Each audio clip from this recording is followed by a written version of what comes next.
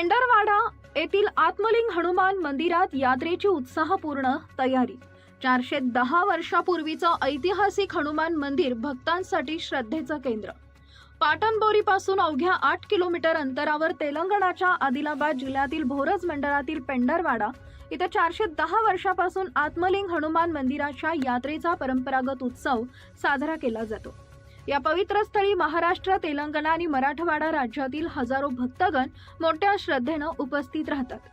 हनुमानजींच्या कृपेने नवसाला पावणारे हे मंदिर विशेष प्रसिद्ध आहे।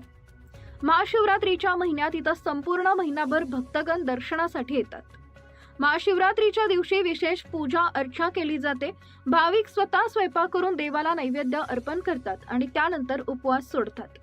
या दिवशी मंदिर परिसरात भक्तांची प्रचंड गर्दी दिसून येते। 5 दिवसांची भव्य यात्रा। पेंढरवाडा नदीच्या पात्रात 5 दिवस भव्य यात्रा भरते। या यात्रेदरम्यान झुले, पाळणे, विविध प्रकारची दुकानं आणि खाद्यपदार्थांचे स्टॉल उभारले जातात। महाशिवरात्रीच्या 2 दिवस आधी गावात रथ यात्रा काढली जाते। त्यानंतर नदीच्या वाळवंटात यात्रा भरते। या ऐतिहासिक यात्रेचा अनुभव घेण्यासाठी भाविक मोठ्या संख्येने हजर राहतात। यंदाही यात्रेच्या तयारीला वेग आला असून मंदिर समिती आणि स्थानिक प्रशासन भाविकांच्या सोयीसाठी विशेष व्यवस्था करत आहे। इंडिया न्यूज R7 यवतमाळ जिल्हा प्रतिनिधी संदीप सुरपाम।